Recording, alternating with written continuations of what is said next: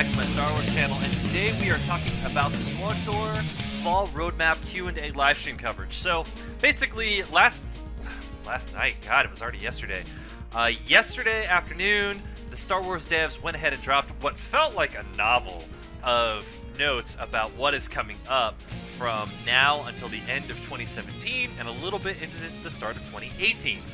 I'm not going to go all over that here. Penny, myself, and Sin, we got together and we talked about almost every single point that was done at length, and you can see that on one of my other videos, and that is called, SWTOR Fall Roadmap, and you can just hear us talk at length about those things, and you can choose to agree or disagree.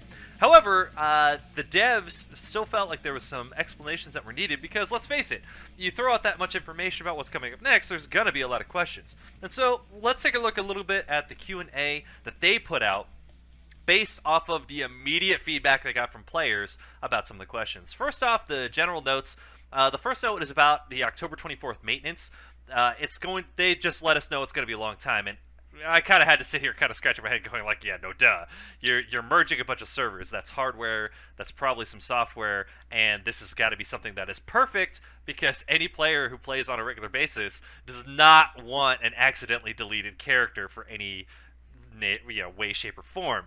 Plus, since there's so many characters that may have conflicting names, there's a lot that goes into this, and for sure, this is not going to be a quick and easy, hey, we just flipped a switch and everything's done.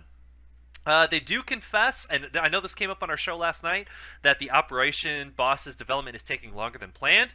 This has been kind of a big disappointment for a lot of the raiders, that they were promised to get 5 raid bosses done by the end of 2017, and here we are dragging into the next year looking to still get those raid bosses. So I appreciate it in this that they at least apologized for it and that they did admit to it and just say, hey, look, we are running behind schedule. That was something that Penny last night mentioned. She was saying at least if they made an honest admission about this, I would feel at least a little bit better, because then it doesn't look like they're trying to put a happy face on bad things and try to hand wave that it didn't happen. So that's good.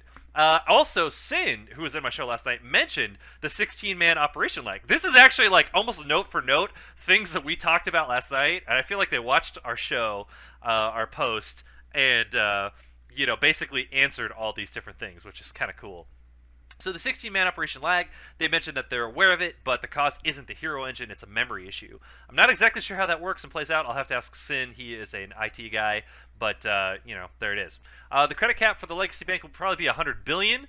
I'm nowhere even close to filling that up, but I do know some people who are. So, if you are ultra rich in Star Wars The Old Republic, you may not be able to fit all of your credits into one account.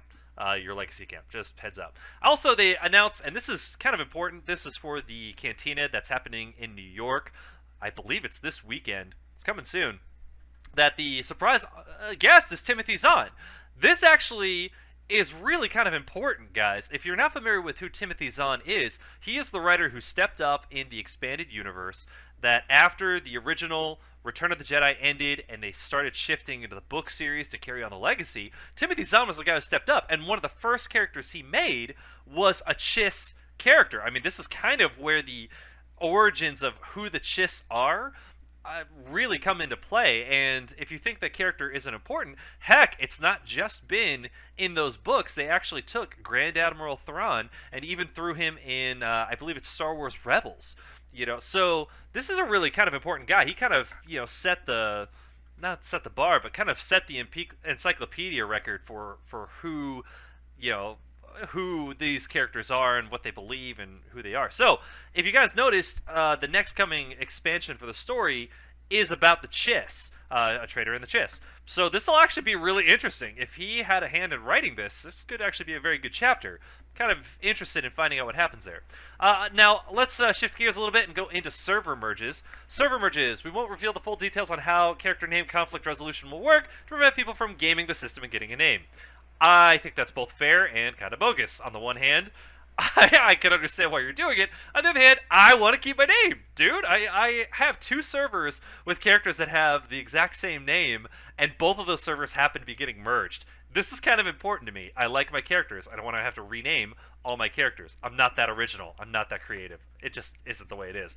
And I happen to know that since doing my show, other people have named their characters after my characters. And I don't want, like, hey, I want some precedence and some priority, or I want to know how this works.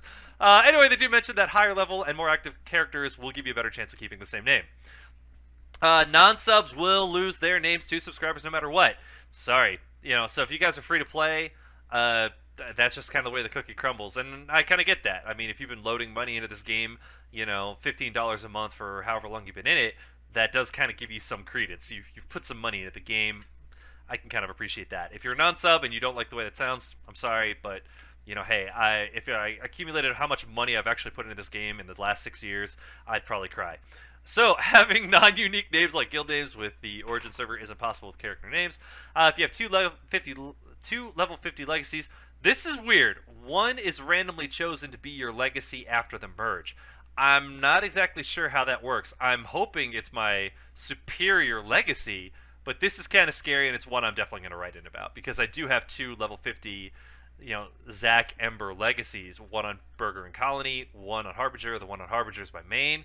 I would really like to keep that one because that has obviously more of the achievements, just more to it. If you have fully decorated strongholds, this is still kind of weird, guys. And so I was joking around on my show last night that with the way this sounds, what you should do is, go and make a character on each server that's merging, decorate one of the 4 houses, not the same one, throw all your best decks in there, and that way when the server merge happens, you have 3 houses that are fully decorated. And the example I used was the Hypergate from Terror from Beyond, that you only get one of those for your inventory ever, but if you put one in your house on Coruscant, on this server A, and then on server B you put it into a different house like Tatooine on server B, and then on server C you put it into, say, your Nashadar house, and now everything just got merged. My question is, now do I have 3 Hypergates in 3 different houses? Oh, I don't know, but it's worth checking out. So hey, we don't know.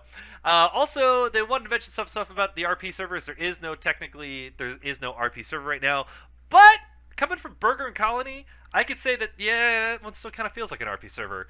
But they're looking to explore options to keep RPers in an RP safe and friendly zone. They just don't have it yet. They also...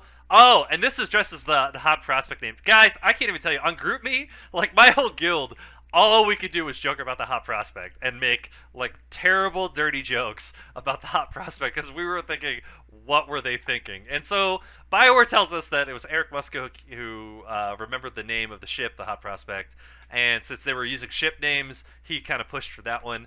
I gotta admit, I don't really like the name, just being honest, and our guild was trying to figure out what guild name we wanted to change to. We were thinking Depravity on the Hot Prospect. And so it was basically all jokes with being like on the Hot Prospect. You guys, I'm sure, will come up with some really creative stuff, but at least they're explaining where the name came from. They mention where it came from, but they also don't mention that it's going to change. So just be aware of that. Also, good news, they are looking to reduce the cost of server transfer, legacy name, character name, and guild name renames, which makes sense to me. I mean, if you're merging all the servers, there's going to be less servers. Hopefully you would reduce the cost, because you shouldn't have to move too many characters to too many different places. The max number of characters per server is still 52. Now, I have characters on 2 different servers. When that merge happens, this is kind of bothersome, just because I have so many characters from another server that I've just kind of left behind. I kind of got to figure that whole thing out. You can have a max of 10 strongholds with 5.5. A conquest bonus is capped at 150%. Alright, PvP and Starfighter. The new PvP map is based on the Alderaan rule set and cross-faction. I don't play enough Starfighter or PvP to really know what that means, but if you do a lot of PvP, this may be good or bad news for you. I'm not really sure. If you guys do a lot of PvP, let me know what this means. Leave the comments below and help me out. Also, hoping that the higher server population after server merges will reduce the chances of win trading. Again, not really a PvPer. All these PvP notes, I'm not really exactly sure what this means. But bringing back the old PvP rewards, like the Furious rewards, we're talking about bringing them back. Again, these are notes of, we're in discussions about it. I feel like these are notes to let you know that things you've brought up are being discussed, but this isn't a note saying that it definitively you're going to see something you want return. It's just talking that they're in discussion. So I would recommend, guys, if you have been pitching these things, keep pitching them. Don't let this fall by the wayside. If they're talking about it enough to put a note here, keep on it. Don't stop. Extensive changes to all ships in Galactic Starfighter. The new GSF math will be Team Death Math. And by the way, it does say Death Math. There's a few typos in here in a few places that made me really wonder just how much proofreading went into this, and it's a little bothersome. The worst of which was that they're considering bringing Kara back, not Kira Carson, my favorite companion in the entire game, but a misspelled Kira. Again, this is not bode well. This is like I don't know if you guys keep up with Marvel Comics at all, but recently they've had a huge SJW push, and right or wrong, good or bad, a lot of the people who've been hired, they literally just found through Twitter.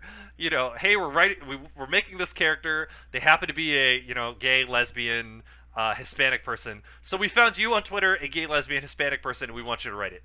That was their recruiting process. And what we have noticed is that in like editorial pages, there's whole YouTube channels devoted to this, where they just say, it's like, man, Marvel used to print total apologies for even one misspelled word on a page, and they'd give out what was called like no prizes. Now, there's typos in everything. It's terrible, the quality of the books, how much they've declined during this phase. And so yeah, like I look at a page like this where there's a lot of typos, and this was a public announcement to players. I understand they wanted to get it out fast, but again, spell check, and proofreading. They're important skills. It shows you care. It's a little step, but it's an important step. So, I kind of see that and just kind of go, kind of scratching my head and scratching my chest. Anyway, augments and gearing. Really quick, unopened command crates that you have can now be saved up for 5.6 and disintegrated in unassembled components. The new augments will be obtained through the new Flashpoint currency. This is something we talked about last night.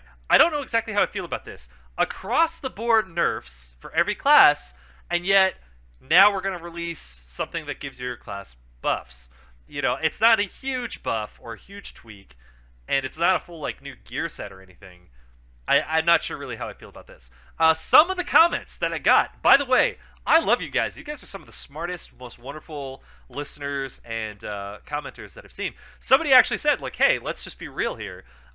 All these nerfs aren't really about character balance changes as much as they are about trying to slow down character progression through hard material because they can't crank it out fast enough to meet player demand.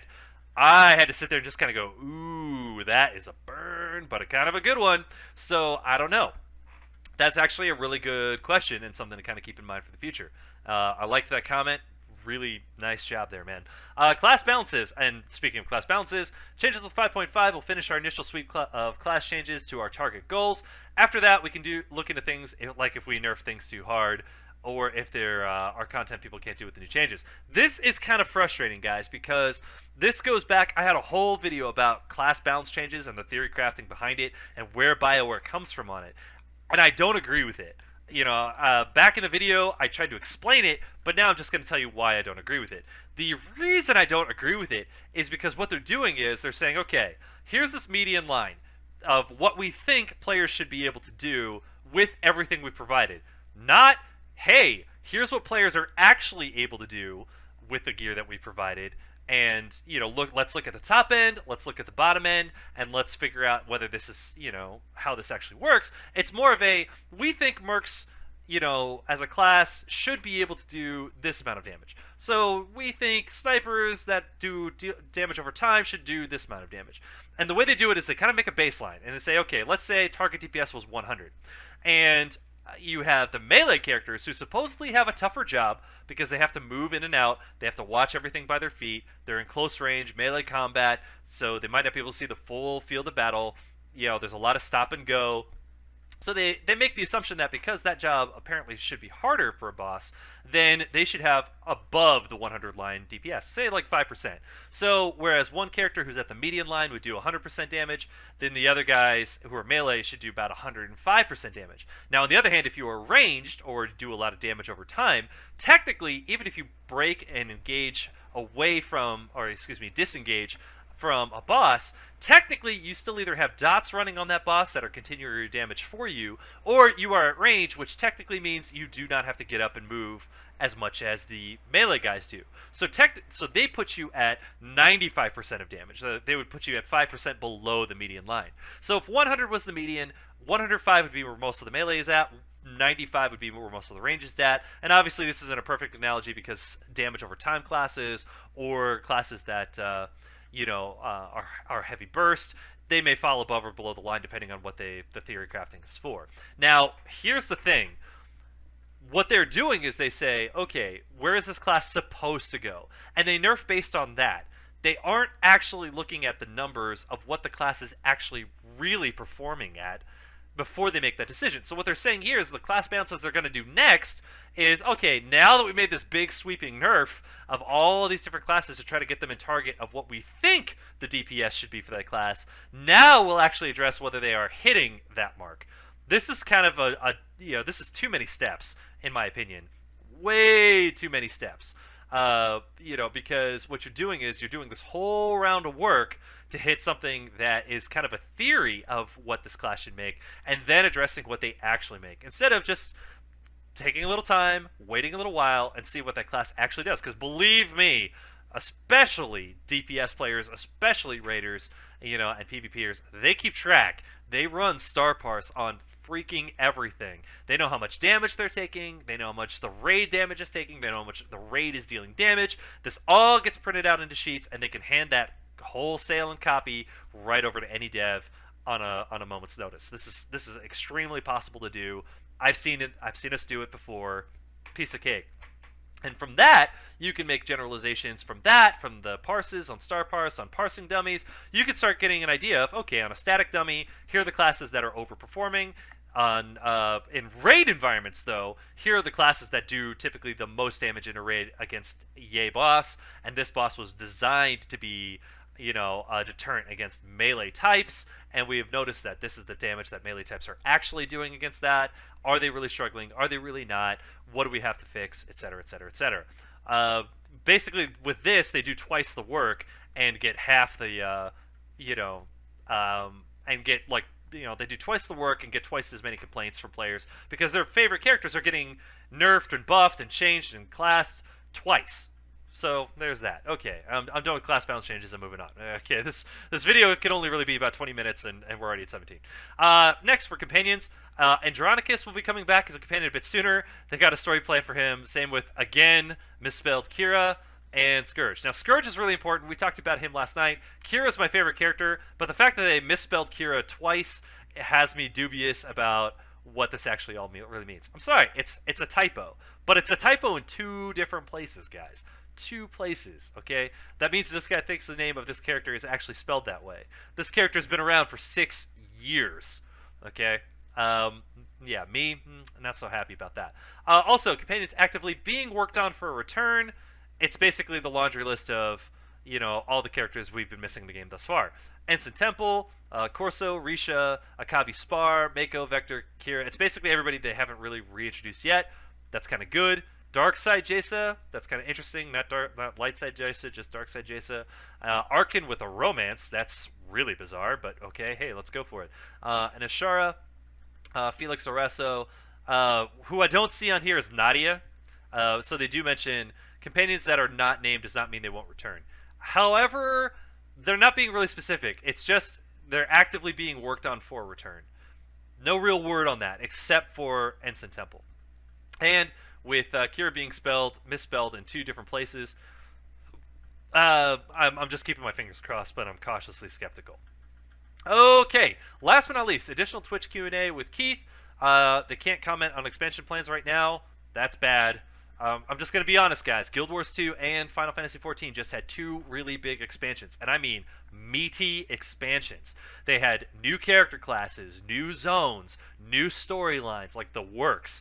They were big expansions you had to pay for, but they were worth it, especially if you got in and played as a samurai. They were overpowered as hell, and it was a blast. Option to extend Operation Lockouts is on the list. God, that'd be That might be really good. They want to do more races if it is in the works. I've been talking about this for a long time. I've wanted, droid playable classes. I've wanted gray Jedi hero classes. I've wanted these things for a while. Charles is looking into ways to do some class-based stories next year. Again, these are just like, we're looking into it, guys. I think it's kind of to keep our hopes up, but I need to see really something concrete at this point. Like, hey, we're doing this by this time, to at least get me excited about it. Because I talk with my friends all the time about what I'm going to do is with my real estate license. I just got my real estate license. That's concrete. It got done. However, me selling a house, the time between getting a real estate license and selling a house, that's two different things. I can talk all day long about how I'm looking forward to selling a house or how those deals might be happening, but until somebody signs on the dotted line, it isn't done. Until we have set a date, it isn't done. That's the difference here, guys. So cautiously optimistic always at times, guys. No plans for being able to purchase multiple copies of a Stronghold. I guess that affects some people. I'm not really a house designer. It's very unlikely we'll put best in slot on vendors. Okay. Master Mode Capro would be made for 242 like Umbara. Yikes. So yeah, be prepared. If you're not a top-end raider, Master Mode Capro might not be for you. And then they're looking to a way to eliminate the need for cartel certificates to allow you to get items another way. Yeah, cartel certificates were always kind of like the bastard child of a different system. They're kind of weird. New augments will probably be for 230, 236, and weapon slots for the outfit designer are in the backlog but not on the schedule. Okay, so guys, that is the Q&A. Again, more questions being brought up than answers, but they did try to answer some of the things from last night. What do you think? I want to hear. This is a hell of a lot of stuff that has been thrown in at us. I want to know how you guys feel about these changes.